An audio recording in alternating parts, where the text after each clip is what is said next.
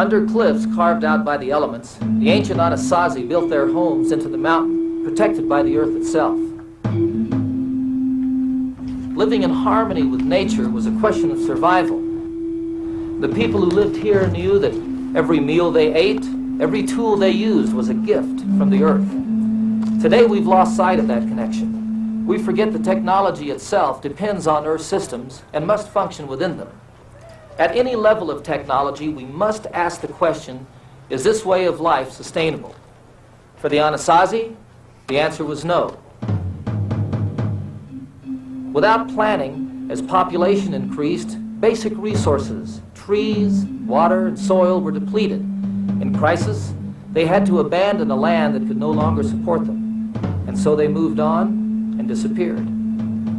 Like many cultures that have come and gone, we're still in the habit of using our resources for short-term gains and then moving on. Until now, late in this century. You see, until now, there's always been new terrain, a new river, a new forest, a new part of the globe to track down and map out and develop. But the more important maps are in our heads. And this program is about changing those maps.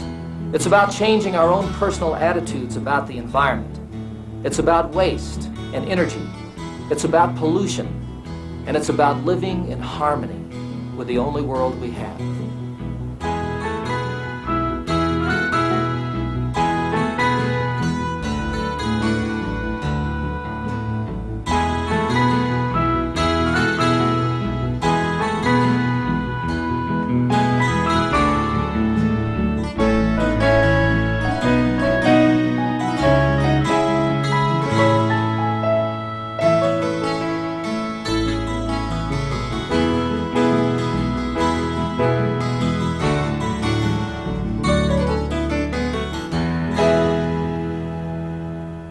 We know where we are on a map of a city, state, or nation, but do we know where we stand within the more complicated network that makes up the living planet?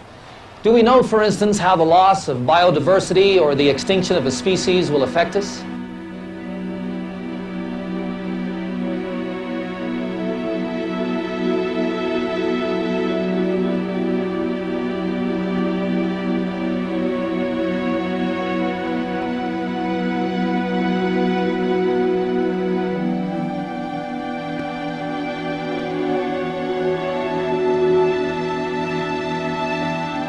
What you just saw is how nature works.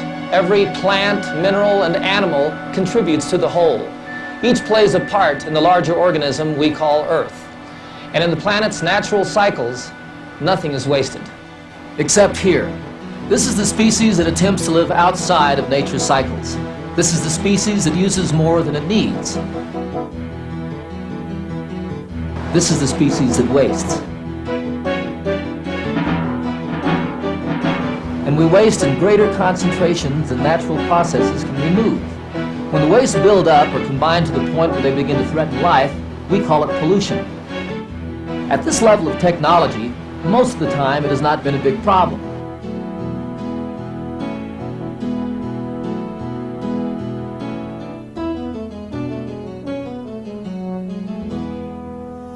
But technology changes.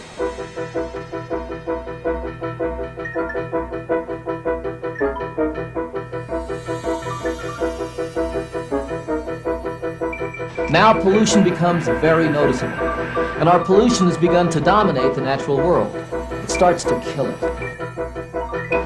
In 1963, marine biologist Rachel Carson noticed that when spring came, the early mornings were strangely silent, where they had once been filled with the songs of birds. What she uncovered was the connection between a broken bird's egg and the spraying of pesticides. Her book, Silent Spring, changed the mental maps of millions of people.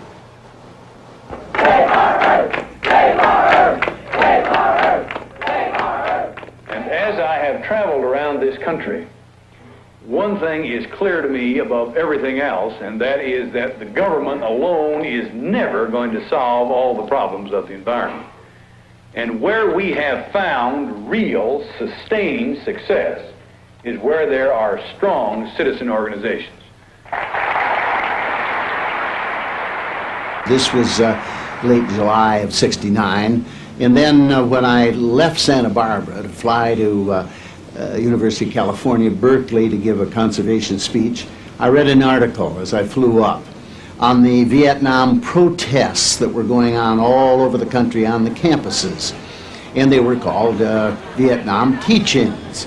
And as I read that, I thought suddenly, that's it. It's the idea I've been looking for. Let's have a nationwide teach-in on the environment. And it became Earth Day. I went back to Washington and spent the next few months organizing it. And my objective was to get a demonstration so big that the politicians, political leaders would have to start paying attention to it, so that the issue would get in to the political dialogue of the country, get into the political arena where it had to be if we were really going to do anything about it. It turned out to be even far more successful than I had even hoped for, with 20 million participants and around the nation, 10,000 grade schools and high schools, 2,000 colleges, 1,000 communities. So it did what I was aiming for it to do. Where the people lead, leaders follow. Between 1970 and today, Congress passed over 10 major environmental statutes designed to clean up the mess we had made, to clean the air and the water, to control toxic chemicals, pesticides, and hazardous wastes, and to protect our biodiversity. We built wastewater treatment facilities. We set air emission standards. For instance, there's 87% less lead in our air today than in 1970. Hundreds of billions of dollars were spent on cleanup activities between 1970 and 1990, and our programs worked. But we didn't quite get the message. Because there's something missing when we try to protect the environment just by making laws to control the pollution we're putting out. Let me show you what I mean. That's pollution. That's pollution control. It's hard, it's messy, can be expensive, sometimes it doesn't work out right, and much of the time retrieval is impossible. Where we want to go, where we have to go, is toward an economy that's in harmony with nature, an economy that imitates nature, that uses up its own waste, an economy that's as creative in reusing as it is in producing. In short, an economy based on the idea of pollution prevention. What's the first step? Changing our mental maps. If we don't generate it in the first place, if we don't put it in the water or the air or the soil, if we don't put it in a garbage can on its way to a landfill, we save raw materials, energy, and tax dollars, not to mention life. Of course, we do have to change our attitudes, our behavior, and our way of looking at the world.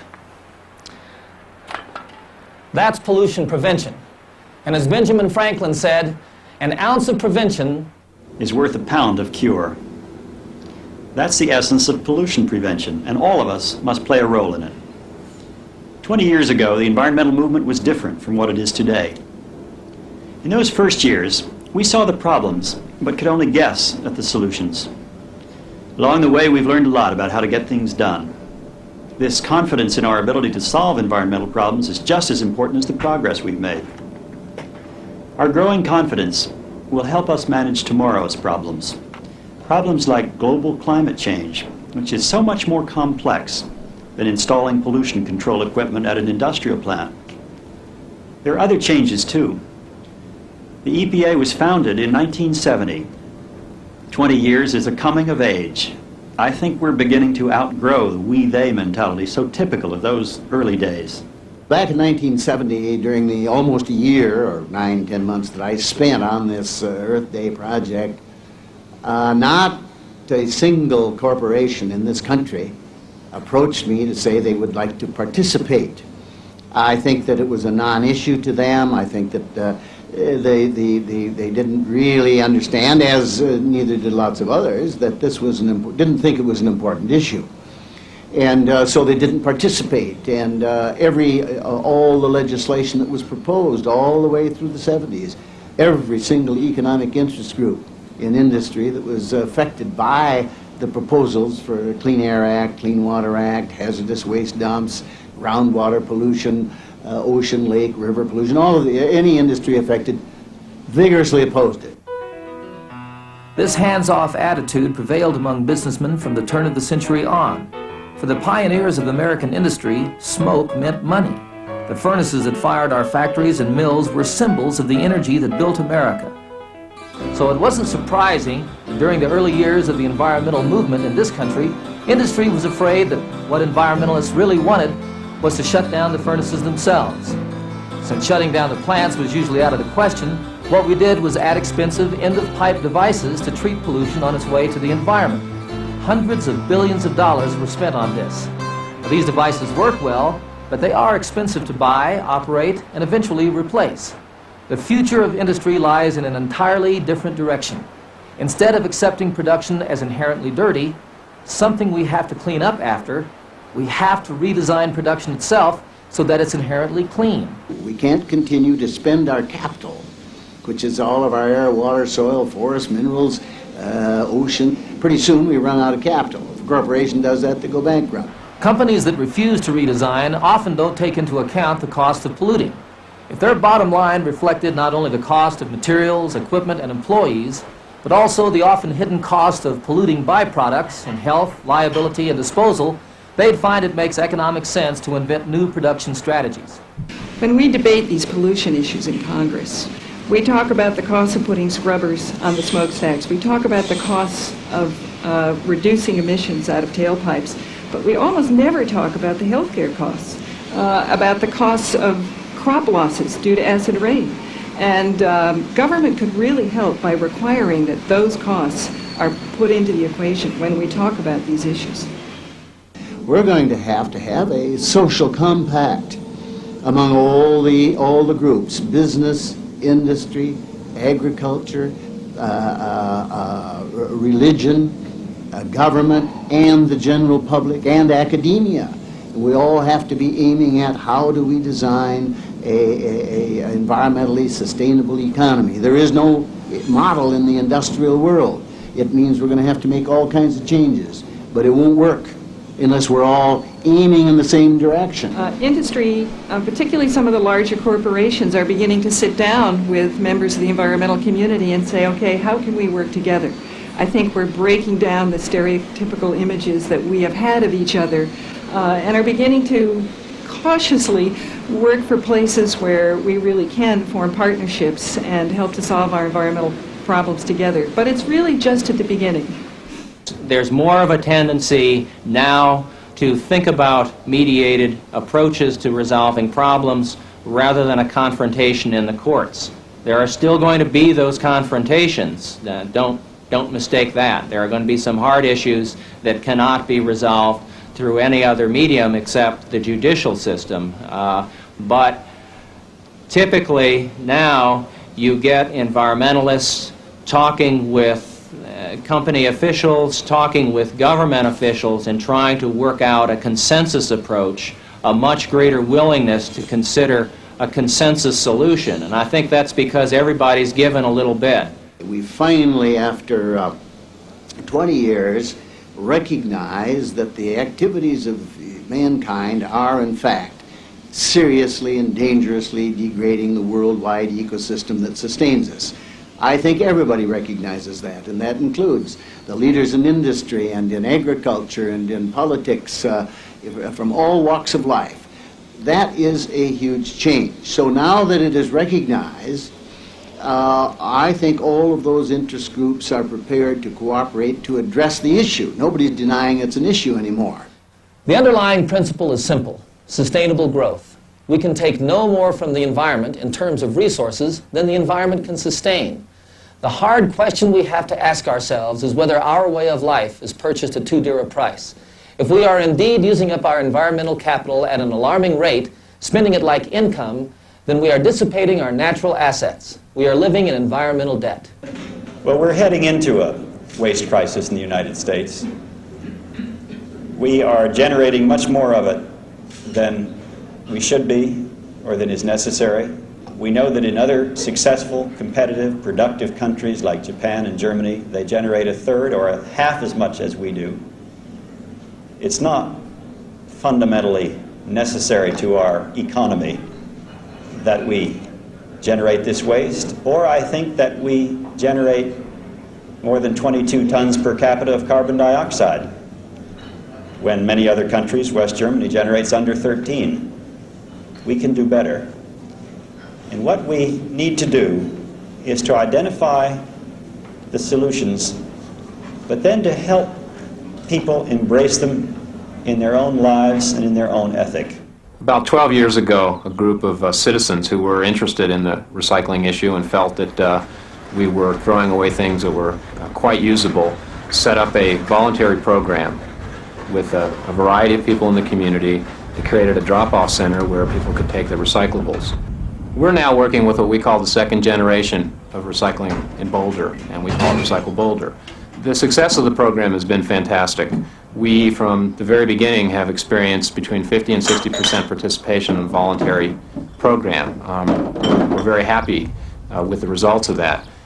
The thing I guess I find most exciting, most impressive about it are the people that I hear from who say, I never would have imagined that I would have participated in recycling, and now they understand that it's really quite easy to separate it in their homes, put it out on the curb once a week, and they have willingly changed their habits. And I think one of the comments we hear often from people is, it's a little thing that they can do. And during this era, I think people are looking more and more as to how they can make a personal commitment to helping resolve some of the environmental problems. I think the great majority of Americans want to do what is right, what needs to be done. And while it helps to have a financial incentive, as in the case of used beverage cans, I think that the problem is of such proportion today. I think there'd be a large cooperative voluntary recycling effort. The school system that I was in was using styrofoam trays in the cafeterias. And from what I'd heard about styrofoam, which wasn't much, I thought it was this evil thing and that we had to ban it. So I decided to write a petition to the school committee asking them to switch to cardboard, because I had always thought that paper was a better thing for the environment than styrofoam. When we started getting information from corporations and samples of products that were alternatives, it really became clear that cardboard wasn't the answer. It would be twice as expensive. You have to cut down trees to produce cardboard, and styrofoam wasn't as bad as it seemed at first. The whole biodegradable issue was a null point, because landfills are now constructed so that things won't biodegrade in them. They're finding newspapers and vegetables and all sorts of things in landfills that haven't biodegraded. And when I submitted the petition, it was sort of a classic thing of attacking an issue before learning about it. The problem that you articulated wasn't one of polystyrene versus paper. It was really a problem of education. Right. What is it that's going to be good for the environment, and how can we best implement those things? I couldn't even believe that you could recycle styrofoam. It just doesn't seem like, it wasn't in my mind as being a recyclable thing, and everything's recyclable, really, and it's just a matter of... That's a very important point. Everything is recyclable. We just got to figure out the best way to do it, how to collect it, and if we can, eliminate it from the waste stream to begin with, but if we can't, then we must recycle it. As of last year, 55% of the aluminum cans sold in the United States were recycled. And that's a growing percentage every year. Aluminum has sufficient intrinsic value to allow you to pay an attractive price for it, because it takes a great deal of capital investment and cash to convert a pound of bauxite into a pound of aluminum. And recycling aluminum saves 95% of the energy required to make a pound of primary, virgin aluminum. Anything that's made of aluminum, I don't care if it's foil or pots and pans or whatever, we can use it and we'll pay a good price for it. The trick will be to find an economic use for the recycled materials. And that's what we're trying to solve in the case of plastics. And we think we can solve it. We're such a small part of the plastic consumption in the United States that we cannot be the total answer. We are very good at educating the public, and we think by our demonstration that plastics can be recycled, others will come along. And as these centers get set up as pilot programs and as demonstration projects, then you're going to start seeing plastic from other sources being recycled. Soda pop bottles, milk cartons, egg cartons, and things of that nature. So I look at McDonald's. The litter asks the question, what is McDonald's going to do? Our answer is, we think we can recycle this plastic. So we're going to set up demonstration projects, prove it, as you did with your school and your styrofoam trays, And now we have a demonstration project that says clearly plastics can be recycled. So now let's everybody join hands and let's get it out of industry. Let's get it out of restaurants. Let's get it out of the home. Let's use egg cartons and milk cartons and soda pop cartons and all these different plastic bottles, and let's recycle it all. And make it easy for people. Curbside recycling is a classic example. It's so easy to do. I mean, you put out your trash, and next to it you put your bin with your recyclables in it, and it's just a matter of making it comfortable for people, and they'll do it. If we get creative, recycling of industrial and consumer waste can go far beyond curbside programs and recycling centers. In 1989, 35 million Christmas trees were bought by Americans.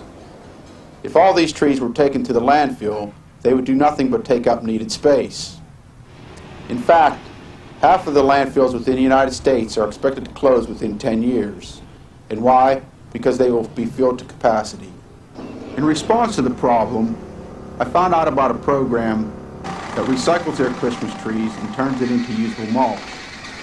Christmas trees that are taken to the landfill aren't used for anything but taking up needed space, whereas trees that are chipped can be turned into mulch and returned to the soil.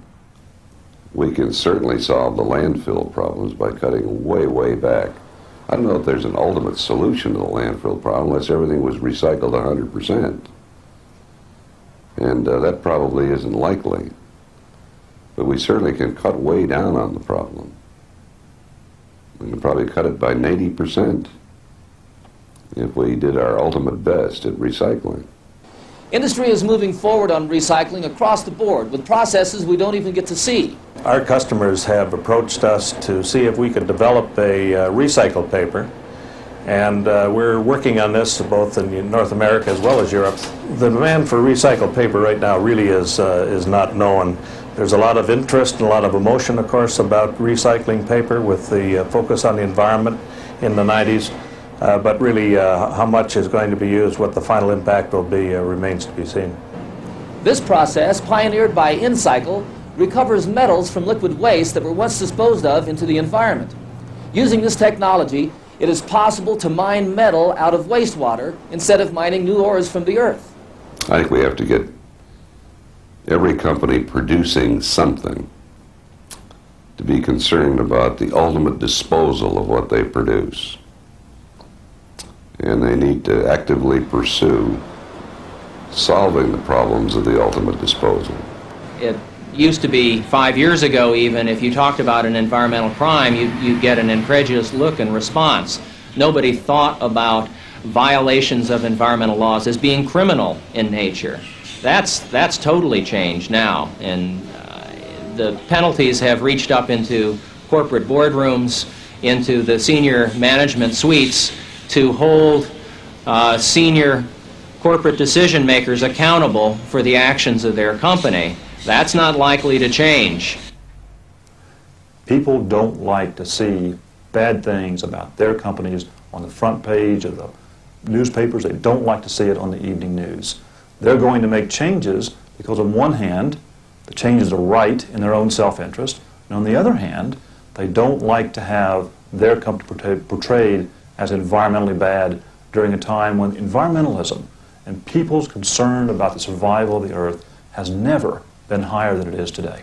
Progress at any price isn't progress at all. Now, for those of us in the industrial world, the message becomes quite clear. Environmental safeguards have to come before production, before profits. We can't shrug off the problems caused by pollution. We certainly can't ignore them. It's a totally unacceptable way of doing business because it can seal the fate of life as we know it. I think multinational corporations have a role of setting the example.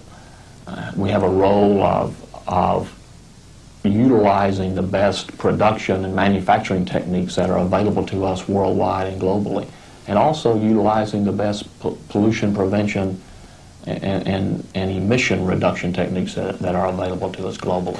In our assessment of our facilities after Bhopal, we found several cases where we were unhappy with the potential outcome. It caused us to review how our operations were safeguarded at all locations around the world, and we made an extensive assessment, found that even though we had the latest state-of-the-art in place, we were not happy with the prospect of risk that might be associated with it, and we made a number of changes on how we were operating so that we had what we thought was a satisfactory risk level. I think GE, like most industries, are going to be spending more money in basic research and development in the area of pollution prevention, hazardous waste, remedial action. GE in 1990 will spend over $10 million in basic research in this arena, and I think most companies will be doing that. I think the result of that is you will see new technology applied both to prevention and to remediation. As that technology evolves, we'll be finding new ways of substituting materials, we're finding new ways of doing remediation, and we'll find out new information about toxicity. If I have to stand up there and talk about spills, that's a lot more incentive for me to communicate back to the people in the plant that there should not be any spills. It's one thing to just report them and go through the motions. It's another thing to talk to the people in the neighborhood who are very concerned about those sorts of things. You get a lot of extra incentive in terms of coming back and saying, look, we have got to stop spills, we have to reduce our spill frequency. We've got to improve because the people in the neighborhood expect it. We needed some way to communicate with the community, communicate with the people who lived around our facilities. And we thought the Community Advisory Council would be a forum where we could tell people about what we were doing. They could ask questions, they could investigate. The questions they asked were very much to the point of what we were doing in the community, what we were doing about pollution, what we were doing about odors, and they were right on point and on scale. Let's face it, we rely on millions of products and don't think much about where they come from. All products, no matter how high-tech, are earth-based, but behind them are manufacturing processes that can generate lots of pollution. We aren't going to give up these products. What we need to do is take another look at our production practices and find better ways to make these products. When we used to ship product, for example, into the consumer product area, we would wrap it in plastic bags in order to keep the dust away from it. We would pack it in plastic foam and overpack it with cardboard. But if you re-look at that situation to see how much we throw away of all of that, which was enormous, and sit your engineers down and say, now your new design philosophy is to minimize all of that. It's amazing what some of these people can come up with. But can we, in fact, redesign production so that it is inherently clean? The answer is yes. New plants like the one built by Saturn Corporation in Spring Hill, Tennessee, start with this idea. From the outset, environmental protection and natural resource conservation guided the plant's design. Because of this, the plant produces 1/5 of the wastewater generated by similar facilities. It's even exploring the possibility of creating its own wetlands to treat the wastewater.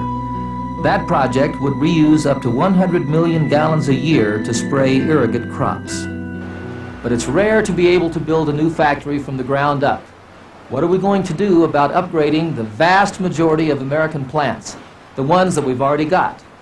We're at the Kodak Park site in Rochester, which is Kodak's major manufacturing complex for the manufacture of photographic films, papers, and chemicals.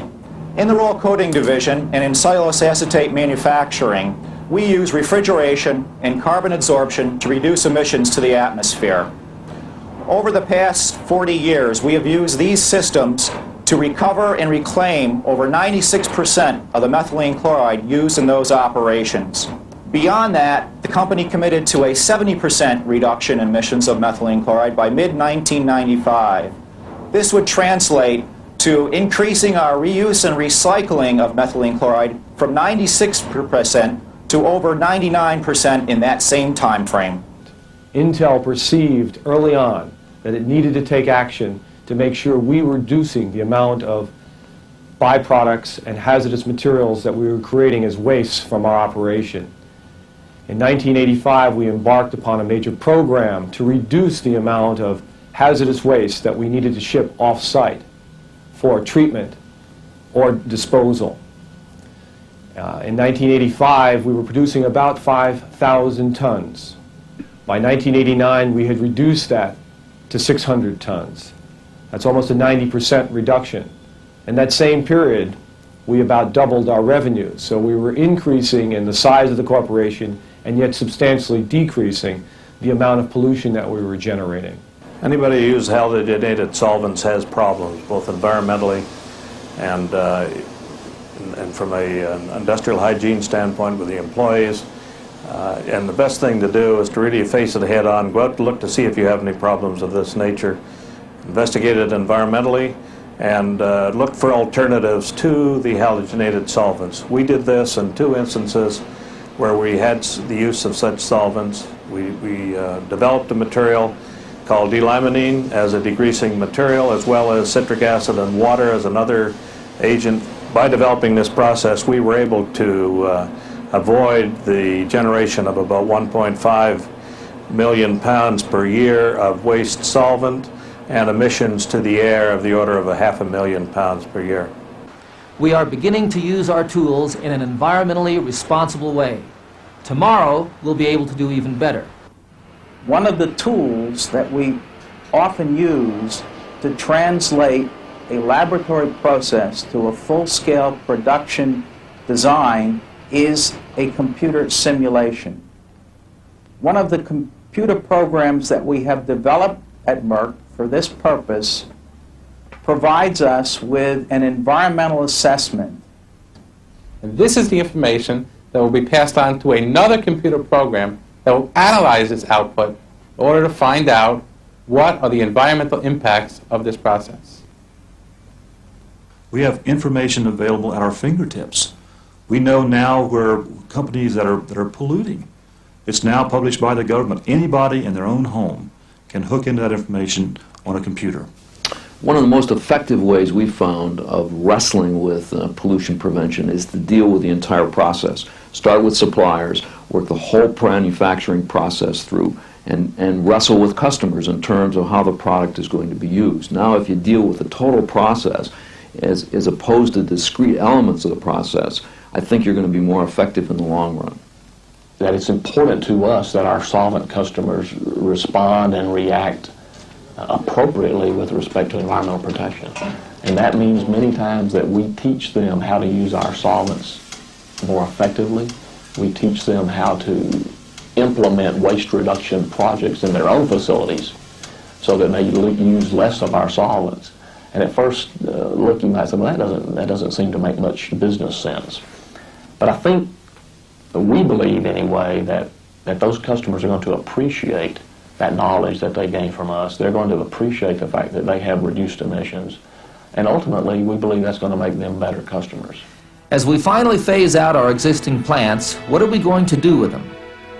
When Monsanto began closing its chemical plant in Columbia, Tennessee in 1986, naturalists pointed out that it included one of the only existing nesting sites for great white egrets. The company made 200 acres of wetlands adjoining the site available to the community for a wildlife observation area.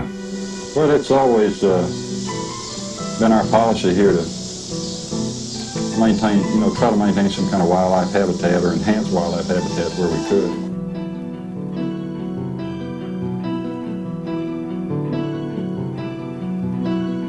Individual effort is the key to making real changes, but we have to think the issues through clearly. People make the difference. People like the ones you've just met.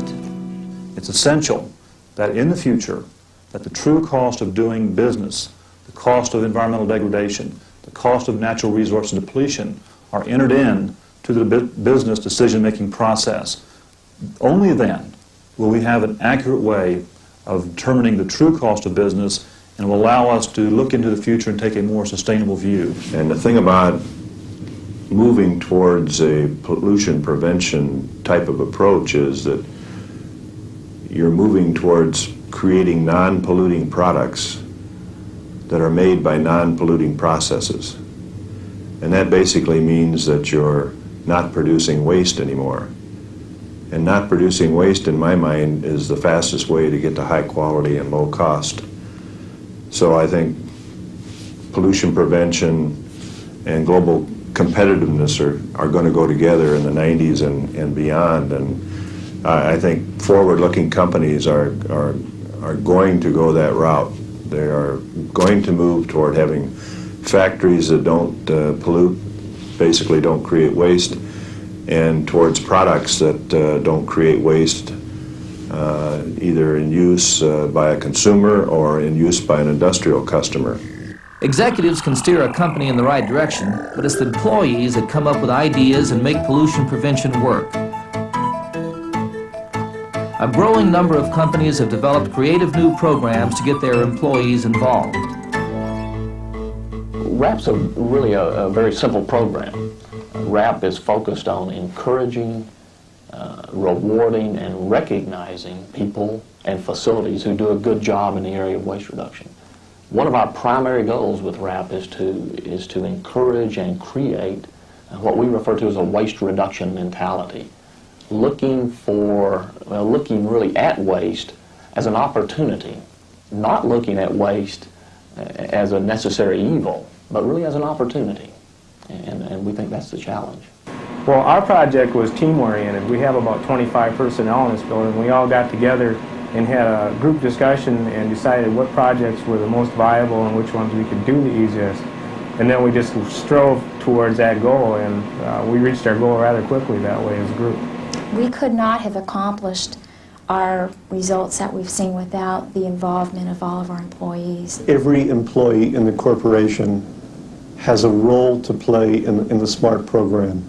They used to dispose of 150 to 200 gallons a year, sometimes a great deal more depending on the projects underway. And with this one piece of glass, the waste produced in the last working year, which has been fairly busy, was roughly 2 cups full. So we've gone from 200 gallons to 2 cups. The real success of the SMART program thus far has come from little ideas, not big ones. The 3P program has been successful. As I mentioned, we've completed almost 2,500 projects that both prevented pollution and saved money over a 15-year period. Those 2,500 projects have prevented approximately 500,000 tons of various kinds of pollution. But they've also saved the company $480 million, which is a lot of money. What industry has to do, I think, is develop a social conscience, that they have to be a part of the solution. They have to come to the table with pieces of the solution in hand, rather than being dragged, kicking and screaming to the table, which is historically how it has been. Although there's been lots of resistance in the last 2 or 3 decades, finally I think the world is coming through, and we are being heard not just by the different administrations throughout the world and the representative of industries, but mostly by the public, which has now taken into their own hands their own destiny. 1 or 2 or 3 or 4 companies is only the tip of the iceberg. We've got to move a lot farther and a lot faster than we're moving right now if we're going to save this planet. Now we need to roll our sleeves and become ambassadors and spread the word and go out there and provide solutions. It has to be the decade of solutions. One of the most important challenges before the business community today is to develop strategies that take a longer view. But the pressures for short-term profits is enormous. Quarterly profit statements, hostile takeovers, shareholders demanding more profits for the shares they buy, the number of shares traded daily.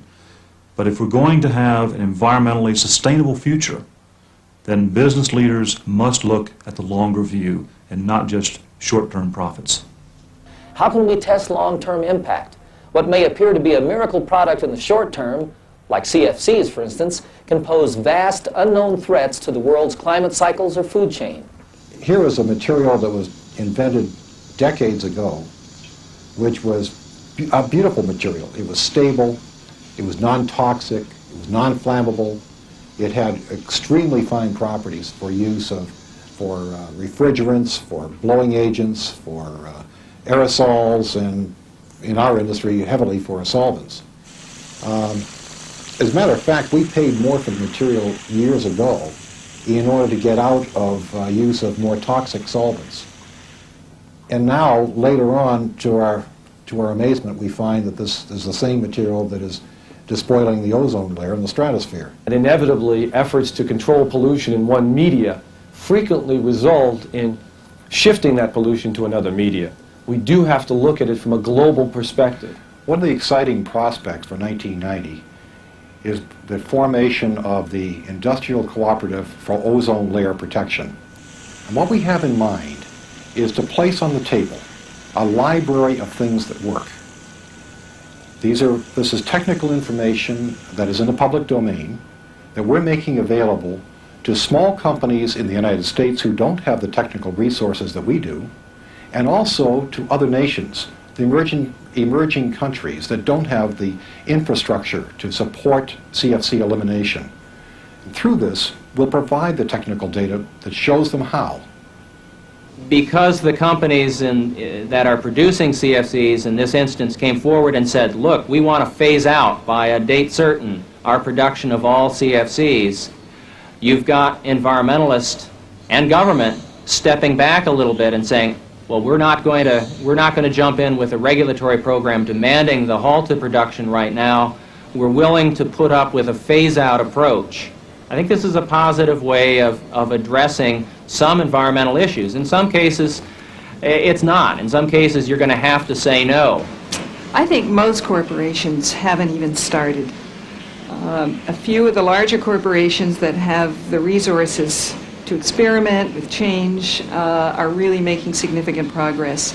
But we've got to significantly reduce the toxics we're putting into the air and the water and our land. We've got to go to integrated pest management and reduce the amount of chemicals in our food. We've got to get those smokestacks cleaned up, and all of this is possible. I think the phase-out of lead, this was a discussion that went on for a very long time, the use of leaded gasoline.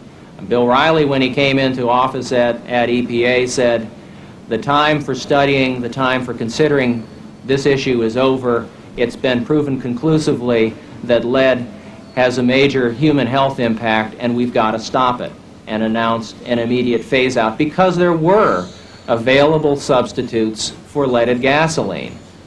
When we use cars, the big issues are air pollution and energy conservation.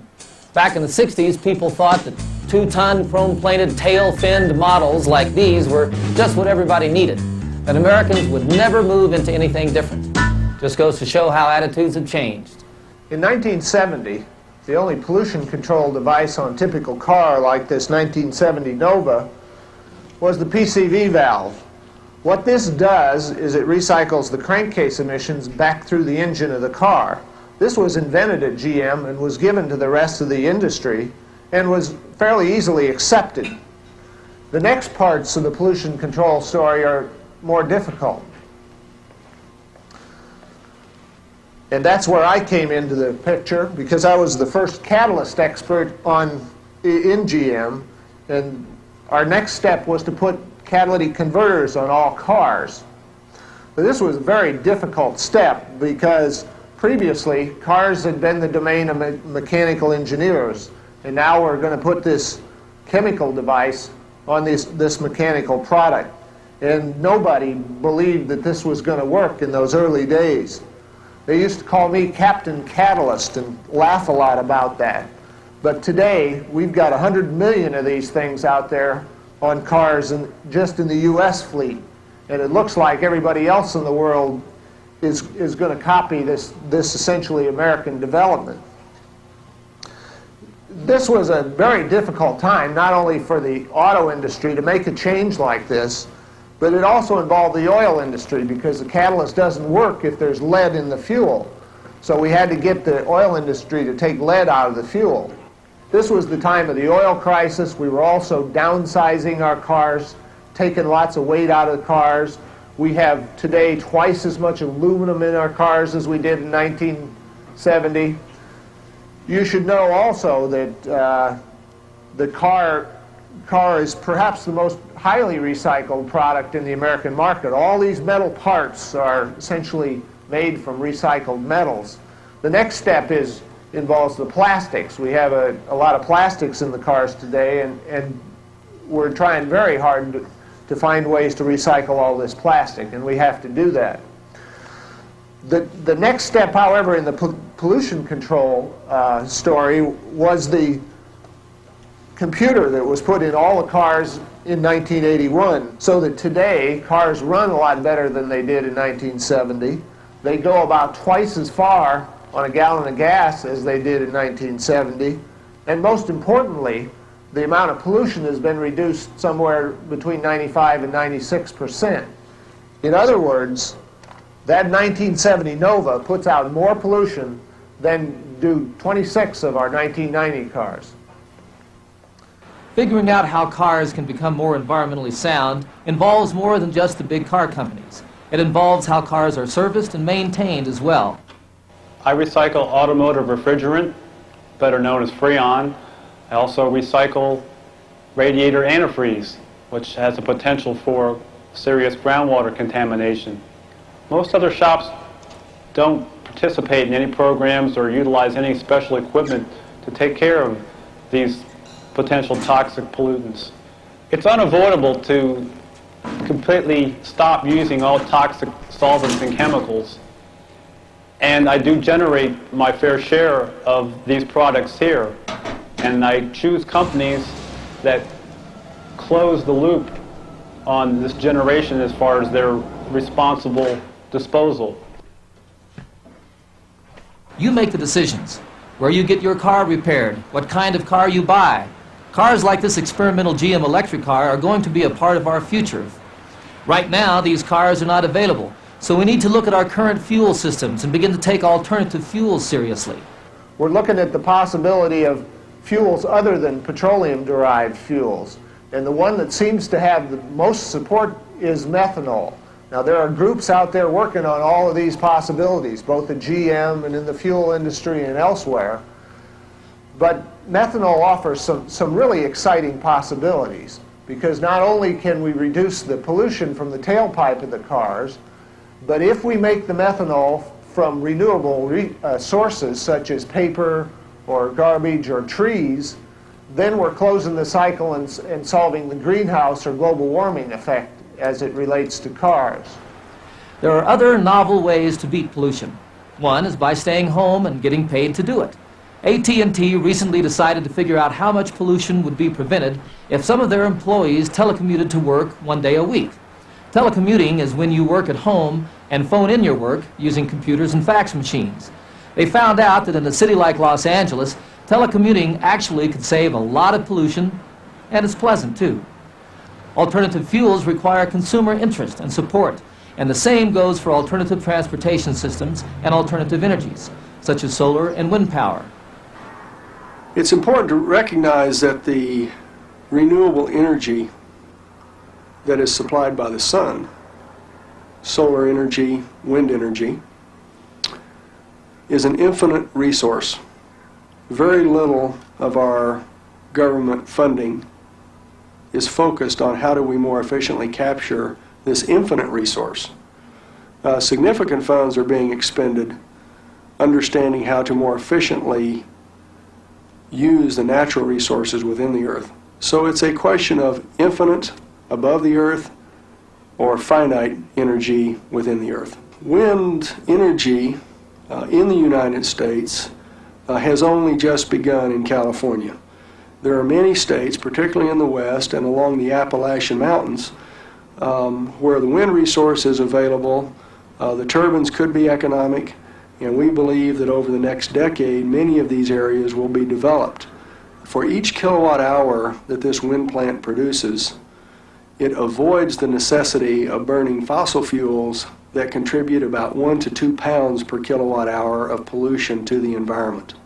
So what you see here today is a wind plant that really occupies only about 3% of the land space, with the remaining land left available for agricultural use, either in grazing of livestock or in dry farming, grain farming particularly. What we are getting at again is sustainable development. What is the point of high crop yields one year if the soil is depleted and drenched in pesticides as a result? We must start looking at sustainable methods. And we must look carefully and critically at long-range bioengineering in agriculture. Well, there's a whole cross-section of different types of farmers that are out there. There are farmers that rely heavily upon chemicals, and then there are farmers that try to integrate biological techniques with chemical techniques, and then there are farmers like myself that do not use any of the traditionally known common toxic chemicals. A normal chemical farmer would probably have to spray a field anywhere between 4 and 5 times with a toxic type chemical. This entire ranch has not seen a single pound of commercial fertilizers since 1971. And there are many parts of the ranch that have never seen commercial fertilizers. And this ranch has also never seen herbicides in the vineyards. We have an awful lot of people that work here with us on the farm, and I don't feel that there's the kinds of risks that would be happening on, let's say, farms where you have to wear goggles and masks and gas masks. And so my daughter can run and frolic throughout this field without any kind of worry that she may be eating something that's poisonous. Our grapes here have to be competitive with chemically grown grapes, and we can't just go out and grow something that isn't competitive in the marketplace. We've been able to figure out enough of the details of what nature does to solve these problems to make it work. Climate change, global warming, is coming upon us very rapidly. When almost 100 Nobel laureates send a letter to the president saying this is really a serious problem and we've got to address it, I think it's pretty credible that global warming is a very serious problem. And in order to help industry to move farther, faster, to address this problem, I think we've got to have tax incentives. We've got to have pollution prevention tax incentives. As employers and employees, as consumers, as citizens, as parents, each of us can act. Pollution prevention is everybody's job. The question is, will we be role models for our kids, or will they be role models for us? And by the year 2000, we're going to have only about 3,200 landfills all around the United States to put our garbage. So as we're increasing our garbage, we're decreasing the places that we can put our garbage safely. And we're using up our resources far, far too much today. How many of you are collecting bottles and containers at home? Oh, that's great. I think we should give ourselves a big hand. How about you? It's been a fun project for us, but I think a major part of it has to really be devoted to the kids. They're not only our future, but they're our today. And if we can teach them how to prevent pollution, if we can teach them how to look after our environment, conserve our natural resources far better than you and I did, then we can indeed have a major impact in conserving this earth that we live in. We're committed to doing that as a company, and we must be committed, we think, as a society. These kids hold so much potential for our accomplishing that. We've got to help them do that. I think they're committed to helping us do it. As a wise man once said, there's only one important question in life: what to do next. What will tomorrow's solutions look like? To a great extent, that depends on you. I don't think, for instance, that tomorrow's solutions will look like this. These documents are the permits issued under federal laws for just one chemical plant. It took 20 years to write them, millions of dollars to research them and argue them in court. These permits are strongly enforced and can be made more stringent as time goes on. But in the bigger picture, they are only a starting point. These permits will tell this plant how much pollution it can emit, and in some cases how it has to treat the pollution it does generate. What they don't say is what chemicals to make or how to make them. That is up to the company and to the marketplace. There are penalties here for violating the permits, but there are no incentives for cleaning up beyond the permit levels. Permits like these, the core of our environmental protection system, permit millions of tons of toxic, harmful chemicals to be released into the environment every year. But consensus and our emerging pollution prevention initiative is changing this. Consider this. If the oceans, sky, trees, rivers, and other species could speak, what would they tell us? And can we begin to take the time to listen? When nature returns our pollution to us, in our air, in our water, in our food, do we hear the message that we're out of harmony? Would we exploit nature less, both in advertising and in fact, if we respected nature more? How can we begin to change our everyday habits? How can we learn to look at each consumer purchase and each business choice with new eyes? More simply, let's not just think of nature as 2 weeks of vacation a year. Our first step, every morning when you wake up, picture a clean environment. And next, let's see what we can do together to realize that.